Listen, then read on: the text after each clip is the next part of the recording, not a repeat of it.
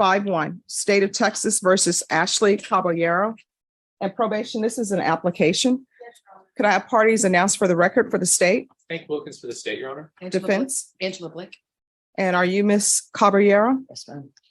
Counsel, I'm showing you the discovery acknowledgement. Have you received all the discovery in this case, and did you review it with your client? Yes, sir. Court will find that the state is in compliance with discovery. Ms. Caballero, I'm showing you what's entitled Application for Deferred Adjudication or Community Supervision. Did you review that document with your attorney? Did you understand it, and did you sign it? Yes, ma'am. Of the indictment? Yes, sir. State, are you proceeding on the indictment as presented? Yes, Your Honor. I'm going to show you what's entitled Court Admonishments. Did you review that with your attorney? Did you understand it? Yes, ma'am. Did you sign it in all the appropriate places?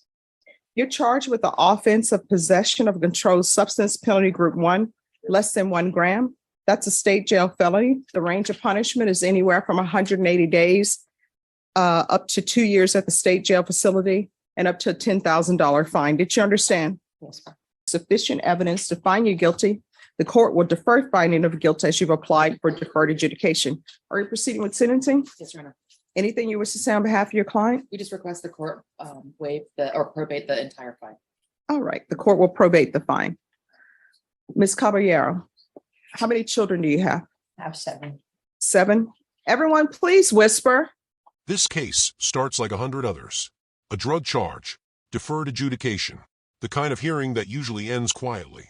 But listen carefully, because the courtroom tone changes the moment the judge asks one simple question. How many children do you have? And what are their ages? I have 18, 17, 16, 11, 10, 9, and a 7. Wait, 11, 10, 9, 9. and 7. All right, and now you have a baby on the way? Yes, ma'am. All right, you're 18, 17, 16, 11, 10, 9, and 7. Where are they? My 3 oldest are with their dad. My 10-year-old and my 9-year-old are adopted by my cousin. My 11-year-old and my 7-year-old are adopted by my brother. 7 children, 1 on the way, and not one of them is in her care. That's not just a statistic. That's a pattern. And in family-related cases, patterns matter more than promises. So because you're saying adopted, I'm assuming there was a CPS case? And what happened with the CPS case? I voluntarily signed over my rights. All right, what were they asking you to do that you did not do? I didn't comply with my house service. I needed 1 room to be completed, and it wasn't completed on time. So Child Protective Services does not have you signing away your rights because of place. I was doing everything I was supposed to. It's just, it wasn't, my house wasn't completed to get my kids back on time. So it was either the state took them or they voluntarily signed over my rights. Child Protective Services, that's not the way it works. The way Child Protective Services works. And I would tell you, I think your attorney may have handled Child Protective. You have not? Not much. All right. I've handled plenty of Child Protective Services cases. And what you're telling me, that's not the way it works. You know how it works? They give you a year to get your life together to try to get your children back. And what ends up happening is you have a babysitter for free for a year. And what they want you to do is not use drugs. Mm-hmm. They want you sober.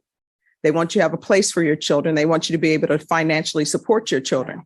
Now, if your housing is not ready, because they help you get housing. Yes, it was just that's what it was, the placement, my housing. It was just, they said that one of the rooms wasn't completely finished because I had to rebuild my rooms. No, let me just tell you, what you're telling me now is not true. And let me tell you why I say it's not true. Now, that may be a part of it, but that's not the whole reason, because I just told you, Child Protective Services, if you need housing for your children, guess what? They will help you get housing for your children. If there's a problem with the house where you're staying at, where maybe it's not up to code, guess what? Child Protective Services will help you get your house up to code. They do all of that. But if your house is not up to code, if you're moving a man in that you're not supposed to be moving in, and if you're still doing drugs, no, Child Protective Services is not giving your child back. And they will give you a year to get your act together. And if you have your act together within that year, but you still need a little thing, like, for example, you're telling me you need your housing, they will extend it. So the fact that all these children you have, which is 1, 2, 3, 4, 5, 6, 7, and you don't have any of them in your custody and all of them were adopted out, that tells me not only did you not do anything within a year, and the fact that they didn't extend you, because it doesn't sound like they extended you, that means that you were not doing anything. And now you're about to have another child. Are you employed? You're watching here isn't a judge being cruel. It's a judge cutting through a story that doesn't hold up. CPS doesn't take children because of paperwork delays. They take them because safety, stability, and sobriety aren't there. And when someone rewrites that truth in court, judges notice. No, When's the last time you had employment? 5 years ago, I'm sorry, 5 years ago. 5 years ago. And is the father of this child the same father of your other children? No, ma'am. Who's the father of the 18-year-old? His dad, Christopher Christopher? Solis. So Christopher is the father of 18, 17, and 16-year-old? Who's the father of the 11-year-old? Daniel Delaveris, Who's the father of the 10 and 9-year-old? the same. And the 7-year-old? Same. And this child? No, not this one. So how often are you using meth? Well, I was using it often when they took away my kids, but when I signed them over, See, now this is where the dishonesty come in. I asked you, why were your rights taken away from you? And what did you tell me? Housing. And I even told you I've done CPS cases and they don't just take it away for housing. Now you come back with, I was using when they took my children away and I signed. after I got my kids taken from me. Yeah. That's when I So, started using meth. How many times were you using meth? After they took my kids, I was using it on every day. All right. And how many times were you using it before CPS even got involved in I your life? wasn't using nothing Oh, so why did CPS get involved in your life? because my daughter had an accident. This is the moment everything shifts. First it was housing. Now it's daily drug use. That contradiction is why the judge's tone hardens, because honesty is the first requirement of help. Which daughter? My youngest, my 7-year-old, What accident did she have? she fell from the second floor balcony to down the second floor balcony under the father's watch. Okay. So let me explain something to you. Children cannot support themselves. And it appears to the court that you're just having children and allowing somebody else to support them. For example, if I were to have a child, I can't say, oh, cute baby, and then put them at Travis Park and say, good luck to you. And that's what you've been doing with all of your children. You haven't raised a single one of them and you haven't been working. So let me just tell you, I'm gonna help you with that. And I don't know why you're getting attitude with me. You haven't raised any of your children. None of your children are with you. You have an 18-year-old, 17.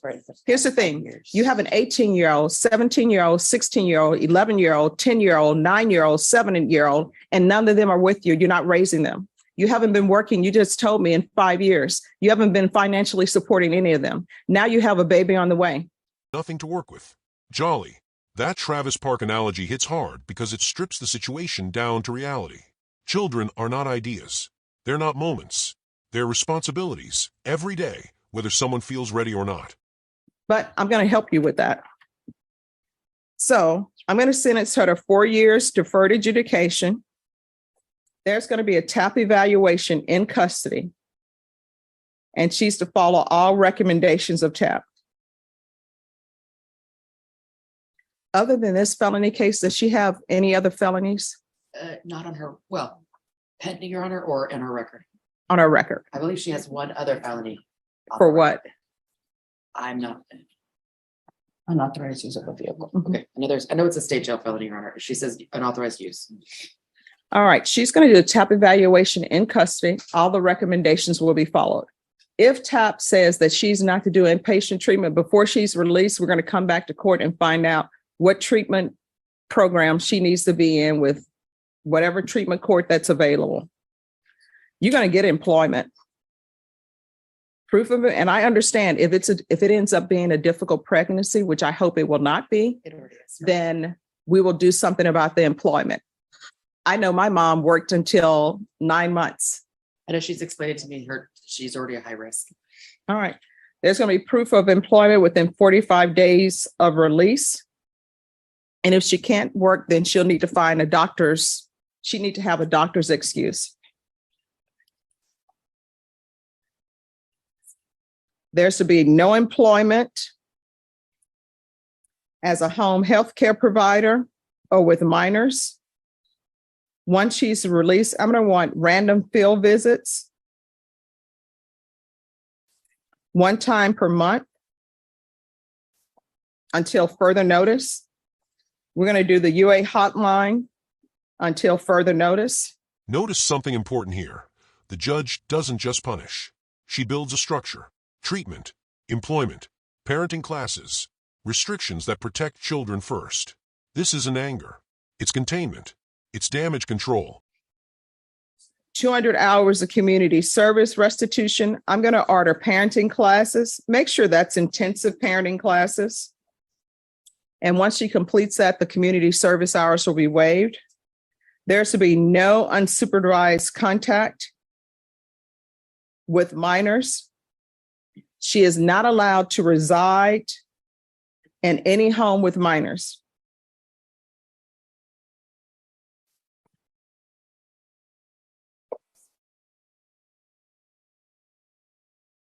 There's a $500 fine that will be probated. Regular reporting by Zoom or in person. How far did you go in school? I went up to the 10th grade Why didn't you graduate? because I was going down the route path. Okay.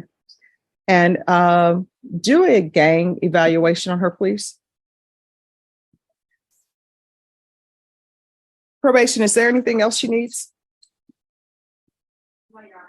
Anything else you need from the court? No, ma'am. All right, because this is a plea bargain agreement, because I followed your plea bargain agreement, and because you waive your right to appeal, you do not have the court's permission to appeal. Do you understand? All right, and did you review the trial court certification of defendant's rights to appeal with your attorney, and did you understand it? Yes, ma'am. All right, we can go off the record. Here's the thing. I know you probably say Stephanie Boyd is being hard on me, but somebody needs to be hard on you, because you just can't go through this world having children and wanting somebody else to support them. And that's what's been happening. You can't go through this world and not have employment. The only people who are allowed to not really have employment are eccentric, wealthy people, because they already have the money, but you're going to have to get a job. You can't be finding yourself now. You know the reason why you don't have time to find yourself? Because you have all these children and you continue to have more children. So it's going to have to stop. You understand? Yeah. I do. All right. Good luck to you. 6495, State of Texas versus Antonio Rios III. Can I have parties announced for the record for the state? Daniel Escobar with the state of Texas. Defense. Michael J. Sawyer for the defendant, Your Honor. And are you Antonio Rios III? Yes, Your Honor. When the judge says somebody needs to be hard on you, that's the thesis of this entire case. Not because the court enjoys it, but because no one else stepped in early enough. This isn't about shaming a woman. It's about stopping a cycle before another child enters it.